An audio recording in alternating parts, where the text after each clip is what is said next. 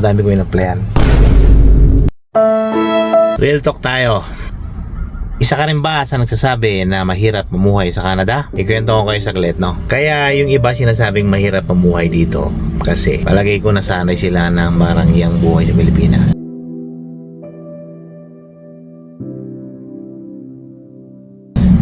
Pero pag pupunta ka dito na talagang mahirap ka na sa Pilipinas, parang wala na lang sa'yo. Tulad ko, umalis ako ng Pilipinas nang walang wala. As in, negative pa nga, hindi zero, negative pa. Umalis ako ng Pilipinas, ang dami kong bayarin na hindi na ako makabayad ng mortgage. Kasi nakakuha rin kami ng bahay sa Pilipinas, no? Through Pag-ibig.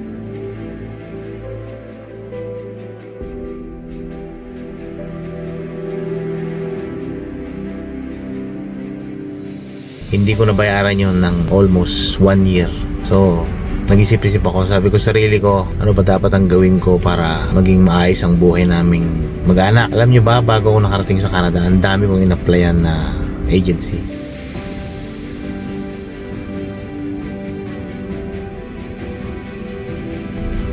Siguro, pag itototal ko yun, mga nasa 1,000 na rin. 1,000 or maybe more application.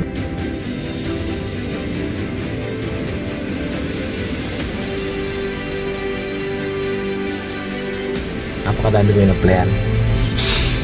Iba. So, yung mga nangangarap at gusto pumunta rito, huwag kayong tumigil mangarap. Tuloy nyo lang yan.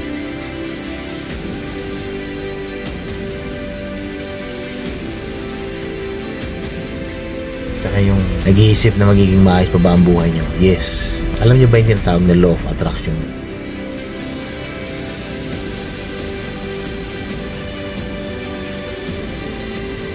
Palagi mong iniisip magkakatotoo in the future. Pero syempre, gagawa ka rin ng paraan. Katulad ko, iniisip ko dati, gusto kong magkaroon ng sasakyan, gusto kong makapag-drive ng sports car.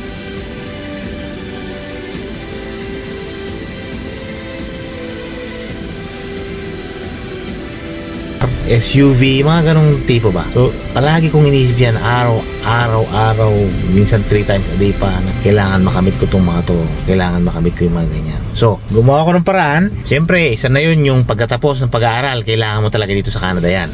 Merong mga trabaho na hinahanapan ng transcript of records. Katulad ng pinagtatrabaho ko ngayon. Sa government ako nagtatrabaho. Nagsimula ako dito sa Canada as a warehouse man.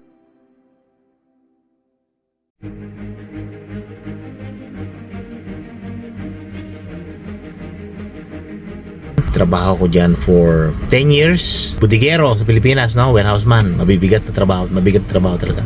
Kumayat ako dati. Ngayon lang ako tumaba ulit.